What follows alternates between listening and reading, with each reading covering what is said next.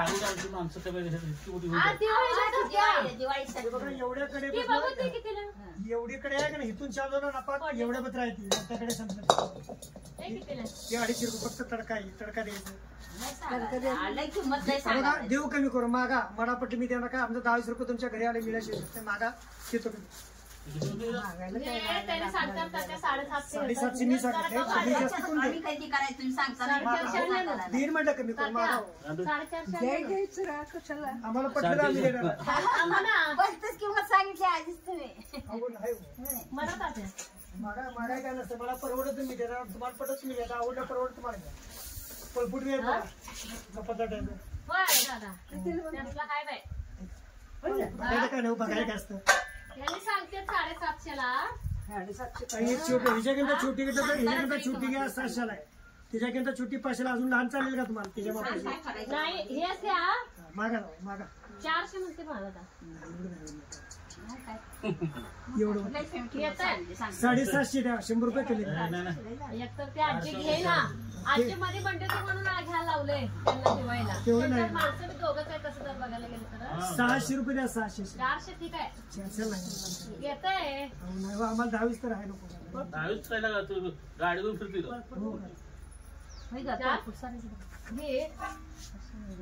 आमचं बाय सगळं लोखंडी पोलादी असतं पोलादी नाही काय काय ते टाईल वे फटकायला टाकायचं खाली उतरून बरोबर कसं हालत असतं कंपनीचा पाय आमचा आहे पाय आहे ते थोडं आमचं म्हणजे पाय मोडच नाही तोडायचं रिपीट लावलं नाही काय 400 एवढं मी काय म्हणलं 700 फार 50 अजून कमी अजून 700 मधलं 50 कमी तुम्ही कमी करा मी वाढवते 450 जास्त लय झालं सांगते किंमत काय सांग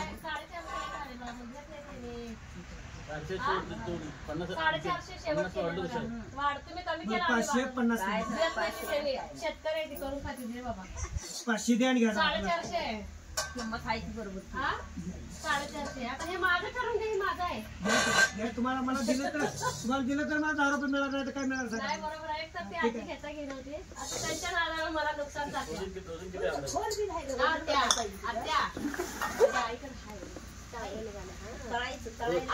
कोण मोठी माणसं आली आता आपल्या जास्त तळायला बिळायला येते फक्त चांगलं येत आहे फक्त ह्याच्यामध्ये उपीट करू नका उपीट केलं की नाही उपीट शिरा थोडा काळसर कलर येते बाकी तुम्ही काय पण करा अरे वांगा एक सोडा उपीट काळा पडते आणि करंजा एका घाण्यात तात्या मी आता घरात तळते बघा एका घाण्यात 20-25 करंजा तळते मी तडका द्यायचा आहे मी ती घेते बा मला तडका हा एकच आहे त्या 3 आहेत एका मापाच्या दुसऱ्या लहान आहे काय पण खायला तिच्या त्या साईजच्या 3 आहेत 450 400 तू कुठे कुठं लागत खायला नाही आता मला काही हात कुठं ही घ्या मगाच कुठल्या त्या ती घ्या ती चांगलं एका साईजच्या कुठल्याही घ्या पांढरपांढवर काय बाजारचा काय हात कुठाला अहो साईज काय टाकी लहान आहे ना लहान मला समाधान नको द्या. 14 आहे ना मग बघून घ्या तुम्हाला बघण्याकरता 3 आत्या आत्या इथं पण 14 लिहिलं इथं पण 14 लिहिलं बाहेरच्या बाहेर नाही का थोडी तारीख राहील टाकायचं सांगायचं आपण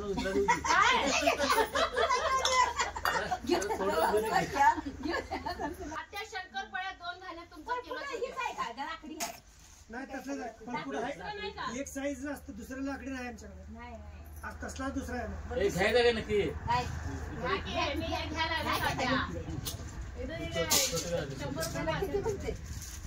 त्यांना सांगायचं काका बसून पैसे खर्च करता बघा आमचे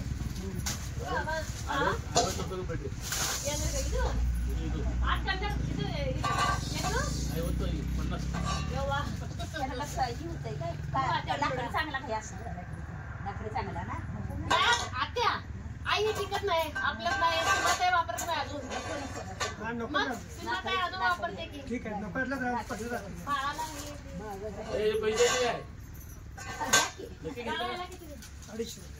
बघा आता त्या कडेला 450 केलं जास्त नाही सांगत माझी दादाना आम्ही योग्य सांगतो 100 रुपये तडका घालू दे ना. शेवट फायनल बोला.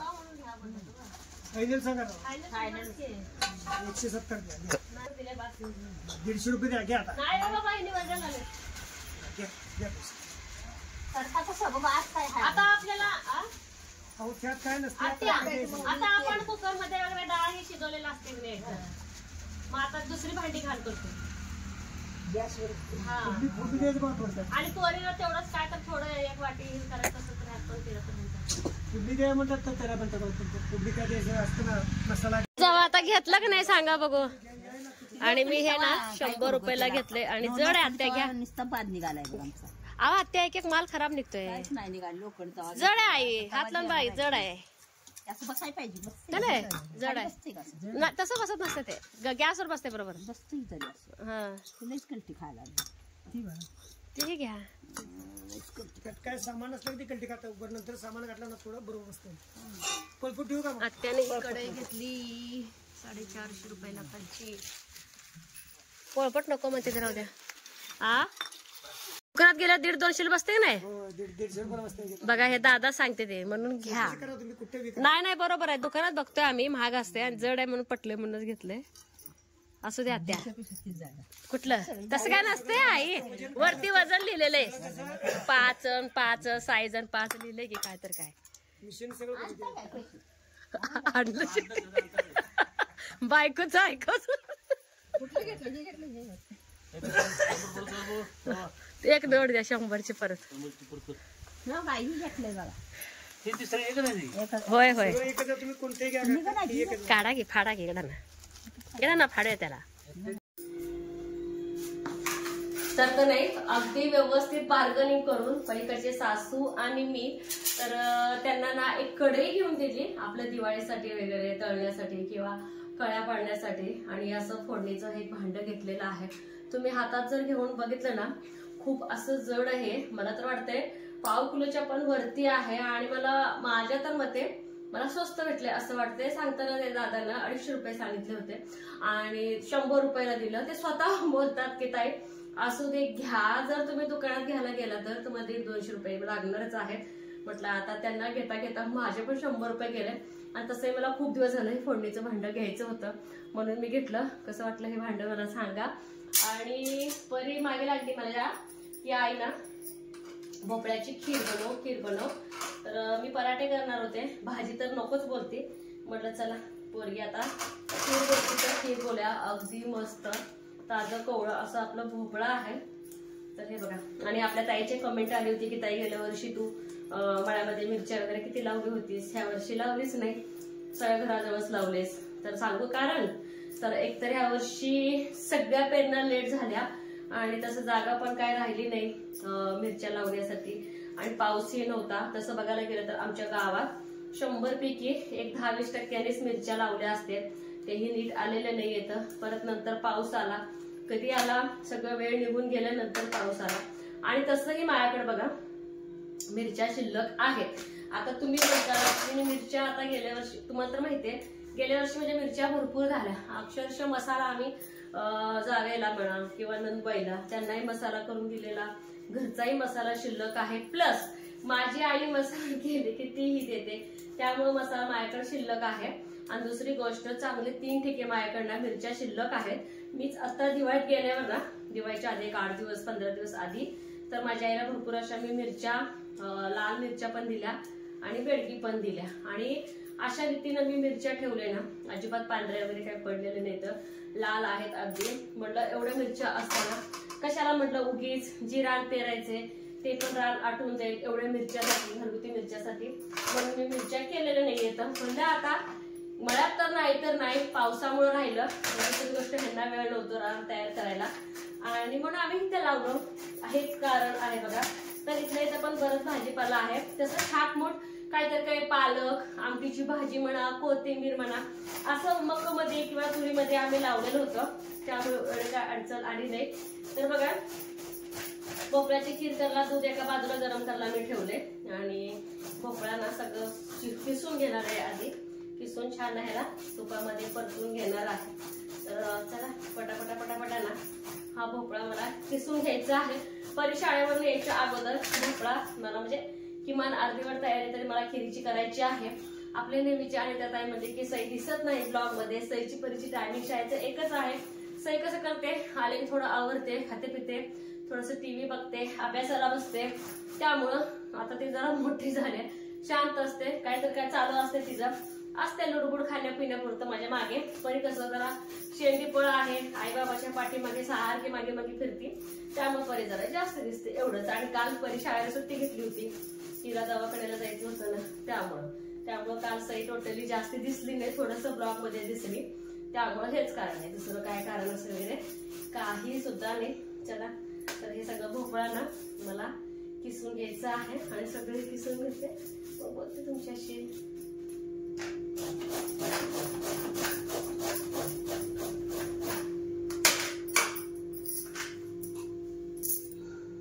भोपळा छान किसून घेतलाय आणि अगदी कोवळा लुसलुशीत भोपळा होता.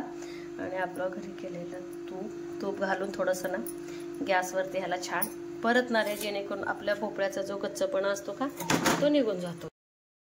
अगदी ना बारीक गॅस करून त्याच्यामध्ये तूप घालून एकसारखं परतून घेते, जेणेकरून ना भोपळ्याचा पूर्ण कच्चापणा निघून जातो आणि हलवा आपलं ना खीर खूप छान होणार आहे दुधीचा. तर हलवा सुद्धा मी करत असते, पण का माहिती घरात भोपळ्याचा प्रकार जास्तीचं कोणाला आवडत नाही. खीर म्हटलं तर परीला, मला, आईला, सईला एवढं. सई पण इतकी गोड खात नाही, तर तिला एक जर वाटी जरी खीर दिलं तर तिला ना दुसऱ्या मिनिटाला लगेच ना उचमळल्यागत होतं. तर हे एक प्रॉब्लेम आहे. मला ना भोपळ्याचे सगळेच प्रकार आवडतात, जसे की भोपळ्याच्या पुऱ्या असो किंवा हलवा असो किंवा खीर असो, भाजी तर मला खूप आवडते छान. आणि त्याचा ना अगदी सरभरीत रस्सा पण खूप छान होतो. जसं आपण ना बटाट्याची भाजी करतो ना, कच्च्या बटाट्याची, सेम त्याच प्रकारे जरी केली रस्सा भाजी तर खूप छान लागते. तर खीर म्हटलं की सगळ्यांच्या हातावर. आणि सईच्या बाबांना तर अजिबात भोपळ्याची खीर अजिबात आवडत नाही, खीर किंवा भोपळ्याचा प्रकारच आवडत नाही. ते एक मला खूप वाईट वाटतंय. भोपळा छान परतून घेतल्यानंतर, गार केल्यानंतर बघा थोडंसं मिक्सरला ओबडधोबड करून घेणार आहे, म्हणजे काय होतंय मोठे मोठे असं ना कीस दिसत नाही अजिबात. आणि थोडंसं ना दुधामध्ये मिसळून येतं आणि दिसायला पण खूप छान दिसतं. बरेच जण ना आता खिरीमध्ये ना हे मिसळतात बघा, खवा वगैरे. मी तर कधी मिसळले नाही, पण मग गेल्या वर्षी बरेच असे कमेंट येत होते की अश्विनी खवा वगैरे मिसळ. तर कुठलं खवा वगैरे काही नाही, अशा पद्धतीने थोडंसं बारीक वगैरे करून घेते आणि आणखीन थोडंसं परतून घेते. मग त्याच्या आणि साईड बाय साईडला ना दूध पण गरम करायला ठेवलेलं आहे.